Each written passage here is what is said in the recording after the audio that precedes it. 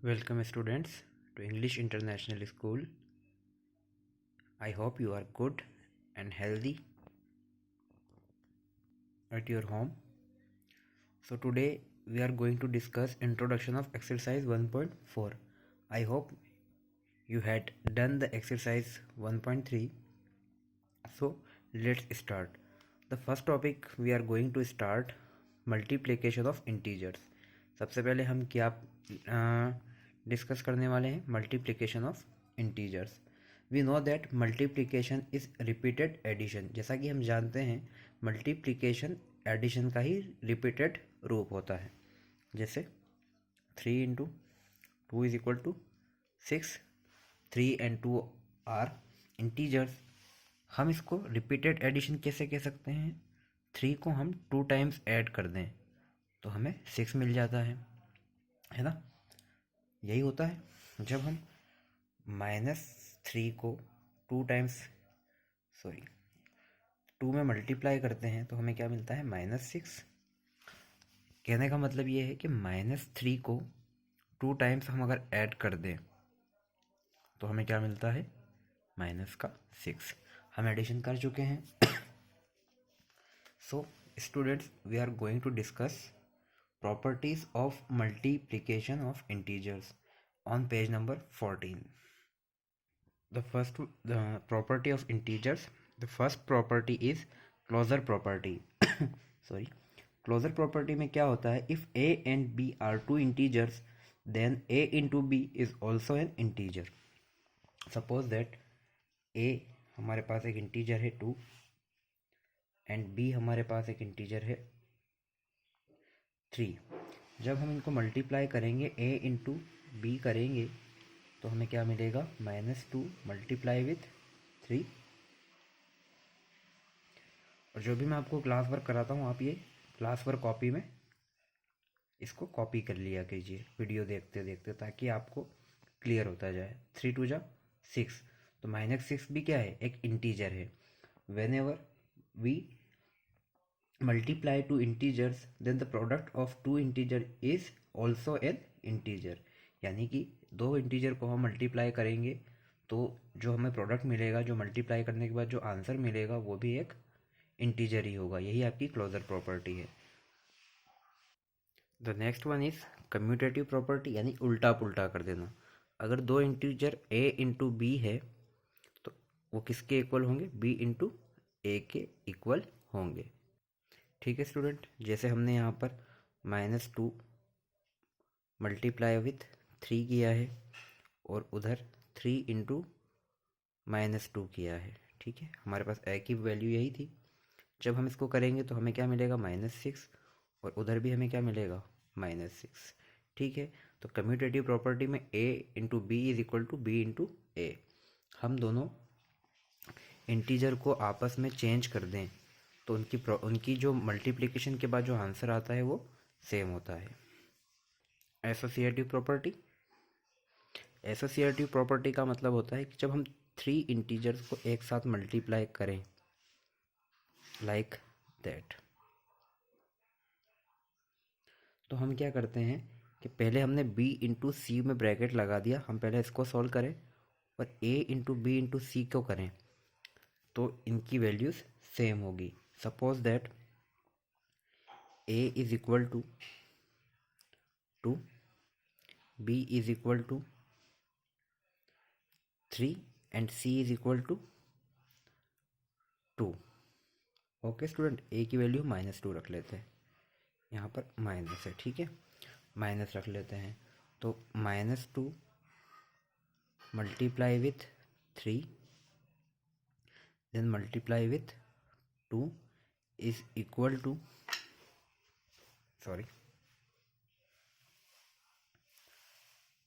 -2 3 और 2. हम पहले किसको सॉल्व कर रहे हैं? b इंटू सी को. तो b इंटू सी को हम ब्रैकेट में ले लें और हम इधर कर रहे हैं a इंटू बी को. तो 3 2 जा 6, इधर -2. फिर अब हम इसको सॉल्व कर रहे हैं, ये हो जाएगा -6. 3 2 जा 6, क्योंकि 2 माइनस का है तो यहाँ पर माइनस इंटू 2. तो 6 टू जा 12 माइनस का, और आपका 6 इंटू 2, 6 टू जा 12 माइनस 2। तो एसोसिएटिव प्रॉपर्टी में A into B into C in bracket is equal to A into B in bracket into C is, ये दोनों इक्वल होते हैं। Please pause the video and note it down in your classwork copy. Our next property is multiplicative identity. Number 4, multiplicative identity. So students, मैं एक integer में ऐसा क्या multiply करूं कि मुझे वापस वही इंटीजर मिल जाए। सो एक इंटीजर है a, इसमें मैं क्या मल्टीप्लाई करूं कि मुझे वापस a ही मिल जाए। तो मैं क्या करूंगा, 1 का मल्टीप्लाई कर दूंगा। तो a into 1 is equal to 1 into A. बस यही मल्टीप्लिकेटिव आइडेंटिटी होती है और इसकी वैल्यू क्या आ जाती है, a। मैं a के अंदर ऐसा क्या मल्टीप्लाई करूं कि मुझे वापस a ही यानी वही इंटीजर मिल जाए। Suppose that a is equal to -5। तो मैं जो a के अंदर ऐसा क्या मल्टीप्लाई करूं कि मुझे -5 वापस मिल जाए। तो मैं मल्टीप्लाई कर दूंगा 1 से, तो मुझे वापस -5 मिल जाएगा। तो यही क्या है, मल्टीप्लिकेटिव आइडेंटिटी। और next property is property of zero. मैं किसी इंटीजर में अगर ज़ीरो का मल्टीप्लाई करता हूँ तो मुझे वापस ज़ीरो ही मिलता है। a into zero is equal to 0 into a is equal to 0। बस मतलब प्रॉपर्टी ऑफ ज़ीरो में आप किसी भी इंटीजर का ज़ीरो में मल्टीप्लाई करेंगे तो हमेशा ज़ीरो ही आएगा। a is equal to -7, then we are going to multiply with zero, then what we get 0। तो यही हमारी प्रॉपर्टी ऑफ ज़ीरो है। So students, the sixth property of multiplication is distributive property. When we multiply an integer like a into B plus C is equal to a into B plus a into C. क्या होता है, हम पहले इसको direct example से समझते हैं। a की वैल्यू है हमारे पास -2, b की वैल्यू है 5, c की वैल्यू है -3। तो पहले हम इस वाले LHS को सॉल्व करते हैं। तो a की वैल्यू है -2 मल्टीप्लाई विथ 5 प्लस -3। ठीक है, आप मैं जो कर रहा हूँ आपको ये सब नोट डाउन करना है, ठीक है, मेरे साथ ही। इज इक्वल टू, जब आप अच्छे से अंडरस्टैंड कर लें उसके बाद इसको आपको मल्टीप्लाई करना है, इसको कॉपी करना है। -2, a की वैल्यू यहाँ पर इस फॉर्मूला में फिट करते जाइए। b की वैल्यू है 5 प्लस a की वैल्यू कितनी है -2 और c की वैल्यू कितनी है -3। इसको आपको सॉल्व कर देना है। ठीक है स्टूडेंट्स, इसको आपको सॉल्व कर देना है। हम यहाँ पर इक्वलिटी चेक कर रहे हैं, ठीक है। -2 सेम इट इज़ यहीं पर रखेंगे हम। पहले हम इसको सॉल्व करेंगे क्योंकि ये ब्रैकेट में है। Into 5 - 3 curly braces -2 into +5 is equal to -10 plus -2 -3 is equal to +6। ठीक है, यहाँ तक कोई प्रॉब्लम है आपको? आई होप आपको यहाँ पर कोई प्रॉब्लम नहीं होगी। Let's do it again. -2 multiply with 5 - 3 is equal to 2 is equal to -10 + 6 is equal to -4। बिल्कुल आप जानते हैं, आपने इसको सॉल्व किया हुआ है। -2 into 2 is equal to -4 is equal to -4। So hence proved that distributive property a into b plus c is equal to a into b plus a into c।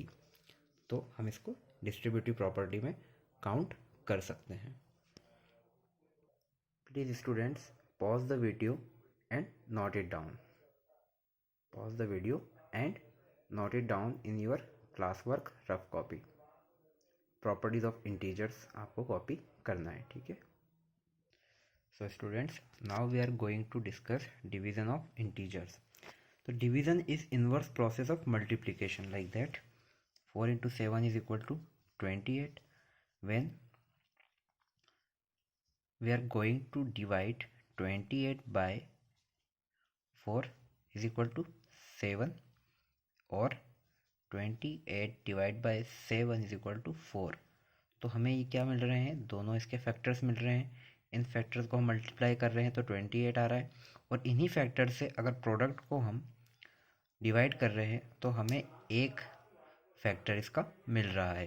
तो डिवीज़न जो होता है वो मल्टीप्लाई का inverse process होता है। Important rules for division of integers: when we divide two integers having the same sign, either both positive or both negative, we divide them regardless of their sign as whole number and then assign a positive sign to quotient.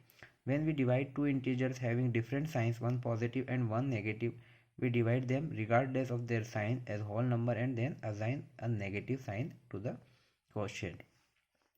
आपको ये mind नहीं करना है कि उसमें positive है या negative है, सिर्फ आपको इंटीजर को एक होल नंबर की तरह डिवाइड करना है। जैसे कि इस -28 को मैं इस तरीके से डिवाइड करूँ तो 7 1 जा 7 और 7 4 जा 28, ठीक है। तो ये जो -4 आएगा, आपको जब आप इसका ये लिखेंगे आंसर, तब उसके बाद आपको इसका माइनस लगाना है। जैसे -21 को मैं 7 से मल्टीप्लाई करता हूँ तो हम क्या 7 3 जा 21, then put the minus of here. Okay, now we are going to discuss property of division of integers. The first property is closure property, but closure property does not hold good. इसका मतलब ये है कि जब हम two integers को आपस में डिवाइड करते हैं तो ये ज़रूरी नहीं है कि हर बार वो इंटीजर ही आए। Suppose that we are going to divide 28 by 7, so our answer is 4। अब आप कहेंगे कि सर ये भी इंटीजर है और ये भी इंटीजर है, लेकिन आंसर भी तो इंटीजर आ रहा है। बिल्कुल सही, आप बिल्कुल सही कह रहे हैं। लेकिन कुछ केसेस में, जैसे 7 डिवाइड बाय 3, तो इसका कोई आंसर आएगा, वो क्या आएगा 7/3, जो क्या होगा, एक इंटीजर नहीं है, वो एक रैशनल नंबर है। और अगर आप इसको सॉल्व करेंगे तो इसका आंसर आपको कुछ इस तरीके से मिलेगा। तो ये क्या हो गया, डेसिमल नंबर हो गया। तो एक परफेक्ट इंटीजर नहीं है, या तो वो रैशनल नंबर में होगा या डेसिमल नंबर में होगा। इसीलिए क्लोजर प्रॉपर्टी कभी कभी डिवीज़न में वर्क नहीं करती है। नॉट कम्यूटेटिव सेकंड वाला है हमारा, नॉट कम्यूटेटिव। ये आपस में कम्यूटेटिव भी, यानी उलट पुलट के हम इनको नहीं लिख सकते, not commutative. So if we are going to divide like that, 28/7 is equal to 7 divided by 28. So students, 28/7, 7/28, these are not same. So this is not equal to like that. A divided by B is not equal to B divide A. Clear? Not जो हमारी अगली property है, not associative, यानी कि कहने का मतलब ये है कि A, B and C are 3 integers such that B is not equal to 0 and C is not equal to 0, then A divide by B divide by C। अब हम क्या कर रहे हैं कि पहले हम इन दोनों को सॉल्व कर रहे हैं LHS में, then A divide by B divide by C। तो ऐसी कंडीशन में भी ये नॉट इक्वल टू वाला साइन आता है। The result is true only for C is equal to 1। ये कब पॉसिबल है, जब C की वैल्यू 1 हो तभी ये इक्वल होगा, वरना ना होगा। जैसे कि इसकी वैल्यू हो गई 5, B की वैल्यू, चलो कुछ अच्छा लेते हैं, A की वैल्यू हो गई 10, B की वैल्यू हो गई 5, C की वैल्यू कितनी हो गई 1, A की वैल्यू फिर 10, B की वैल्यू 5 और C की value 1। 10 divide by 5 is equal to 2 divide by 1, 5 divide by 1, 5 divide by 1 so 5, 2 divide by 1 is equal to 2, 5 2 जा 10। तभी ये इक्वल होगा जब c की वैल्यू 1 होगा, तभी ये एसोसिएटिव होगा। Please students pause the video and note it down in your classwork copy. Pause the video and note it down in your copies. The next property is property of zero. जब भी हम zero divided by any non zero integer a is equal to zero, जब भी हम zero के अंदर किसी integer का डिवाइड करेंगे या फिर और zero divide by 5 is equal to zero, जब भी हम इंटीजर का डिवाइड ज़ीरो में करेंगे तो हमेशा एक ज़ीरो ही मिलेगा, और यही क्या है, property of zero. a divide by zero is meaningless etcetera, division by zero is not defined. Okay students, number 5, division bye 1। Division bye 1, तो डिवीजन बाय 1 में क्या होगा, जब भी आप किसी इंटीजर को 1 से डिवाइड करेंगे तो हमें हमेशा क्या मिलेगा, a ही मिलेगा। Just suppose that 5 divide by 1 is equal to 5। Simple सा है, काफ़ी इतनी प्रेशर वाली बात इसमें है नहीं। Number 6, division of integer by itself. Division of integer by it self. थोड़ा सा लेंथी वीडियो बनाए बेटा, क्योंकि ये टॉपिक ऐसा है कि हम इसको बीच में ड्रॉप नहीं कर सकते, है ना। जब भी हम any non zero integer a divided by itself gives a1 as the answer. a divide by a is equal to 1। जैसे कि हम 5 का डिवाइड 5 से ही कर देंगे तो हमें क्या मिलेगा, 1। -3 का डिवाइड -3 से ही कर देंगे तो हमें क्या मिलेगा, 1। और इसको दूसरे तरीके से हम कैसे लिख सकते हैं, 5/5 1, -3 डिवाइड बाय -3, ये आपस में कट जाएगा और क्या मिलेगा, 1।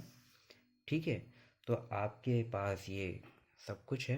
अब आपको करना क्या है, ये सारे सॉल्व एग्जाम्पल है ना, एक एक बार आपको इसको वॉच करके अपने अकॉर्डिंग करने हैं। ठीक है, आपके पास सल्यूशन है, आप इसको आराम से करना, है ना। You have to do it by yourself, simplify by rearranging.